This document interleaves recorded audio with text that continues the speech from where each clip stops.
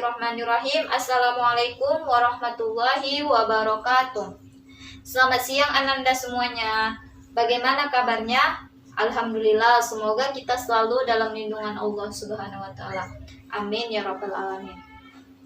Ibu akan selalu mengingatkan kepada Ananda untuk mematuhi protokol kesehatan. Yang pertama, selalu menggunakan masker dimanapun Anda berada. Yang kedua, selalu mencuci tangan. Dan yang ketiga, selalu menjaga jarak minimal 1 meter. Nah, sebelum kita melakukan kegiatan pada siang hari ini, marilah kita buka dengan membacakan basmalah. Bismillahirrahmanirrahim. Nah, sebelum kita melanjutkan materi selanjutnya, alangkah baiknya kita berdoa terlebih dahulu. Berdoa dimulai. Selesai. Saya ucapkan terima kasih kepada dosen pembimbing PPL Daring 2020, Bapak Dr. Handes Syafaruddin MPD. Saya ucapkan terima kasih kepada Ibu Wakil Kurikulum, Ibu Yusilawati Yusuf SSI. Terima kasih saya ucapkan kepada Guru Pamong, Bapak Oknen Fajri SSI. Dan saya ucapkan terima kasih kepada Ananda Ibu semuanya.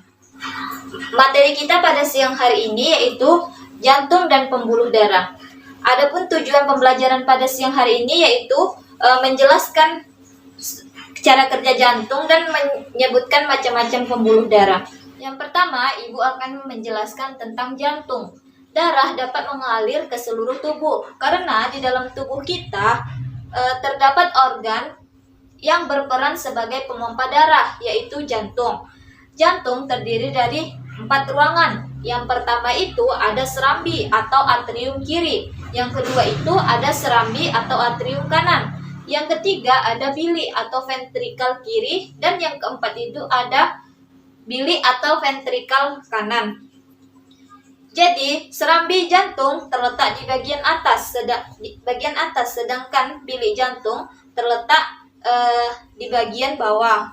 Darah dari seluruh tubuh akan masuk pertama kali ke serambi kanan, sehingga darah dalam serambi kanan banyak mengandung CO2 atau karbon dioksida. Di serambi kanan, darah akan melewati katup trikuspidalis menuju bilik kanan. Katup ini berfungsi agar darah tidak dapat kembali lagi ke serambi kanan. Darah yang ada dalam bilik kanan dipompa oleh bilik kanan melalui artera pulmonalis menuju paru-paru agar CO2 atau karbon dioksida dalam darah terlepas dan terjadi pengikatan O2 atau oksigen. Darah dari paru-paru mengalir melalui vena pulmonalis menuju serambi kiri, sehingga darah dalam serambi kiri mengandung banyak O2 atau oksigen. Darah dari serambi kiri turun melalui katup bikuspidalis menuju bilik kiri. Bilik kiri akan memompa darah ke seluruh tubuh melalui pembuluh aorta. Nah, jadi Ananda bisa melihat bahwa dinding bilik kiri. Jadi Ananda bisa melihat gambar tersebut bahwa dinding bilik kiri lebih tebal dibandingkan dengan bagian jantung yang lainnya. Nah, yang kedua yaitu pembuluh darah. Apa itu pembuluh darah? Pembuluh darah ini ialah saluran tempat mengalirnya darah dari jantung ke seluruh tubuh dan sebaliknya. Pembuluh darah dapat dibedakan menjadi 3. Yang pertama, pembuluh nadi atau arteri. Yang kedua, ada pembuluh balik atau vena. Dan yang ketiga itu ada pembuluh kapiler. Arteri merupakan pembuluh darah yang mengalirkan darah keluar jantung. Sedangkan vena, pembuluh darah yang mengalirkan darah masuk ke dalam jantung. Arteri yang berisi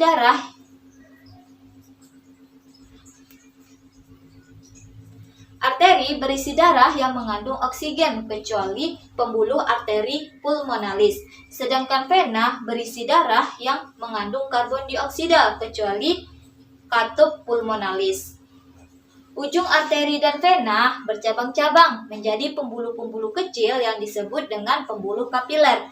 Nah, pada pembuluh kapiler inilah terjadi pertukaran oksigen dan karbon dioksida antara darah dengan jaringan tubuh. Adapun perbedaan antara pembuluh nadi atau arteri dan pembuluh balik atau vena. Nah, perbedaan yang pertama, perbedaan pada tempat. Nah, pada pembuluh nadi atau arteri, tempatnya agak tersembunyi di dalam tubuh. Sedangkan pada pembuluh balik atau vena, tempatnya dekat dengan permukaan tubuh dan tampak kebiru-biruan. Perbedaan yang kedua itu pada dinding pembuluh. Pada pembuluh nadi atau arteri, dinding pembuluhnya kuat, tebal, dan elastis. Sedangkan pada pembuluh balik atau vena, dinding pembuluhnya itu tipis dan tidak elastis. Perbedaan yang ketiga yaitu aliran darah. Pada pembuluh nadi atau arteri, aliran darahnya meninggalkan jantung, sedangkan pada pembuluh balik atau vena, aliran darahnya menuju jantung. Dan yang perbedaan yang keempat yaitu denyut. Pada pembuluh nadi atau arteri, denyutnya terasa, sedangkan pada pembuluh balik atau vena, denyutnya tidak terasa. Perbedaan yang selanjutnya yaitu pada katup. Pada pembuluh nadi atau arteri, satu pada pangkal jantung, sedangkan pada pembuluh balik atau vena banyak di sepanjang pembuluh. Dan perbedaan yang terakhir yaitu perbedaan darah yang mengalir. Pada pembuluh nadi atau arteri, darah memancar, sedangkan pada pembuluh balik atau vena, darah tidak memancar. Cukup sekian pembelajaran kita pada siang hari ini. Lebih dan kurang Ibu mohon maaf. Nanti di akhir ini ada soal yang harus Ananda kerjakan. Silahkan kerjakan dengan baik dan benar. Wabillahi taufiq walhidayah. Wassalamualaikum warahmatullahi wabarakatuh.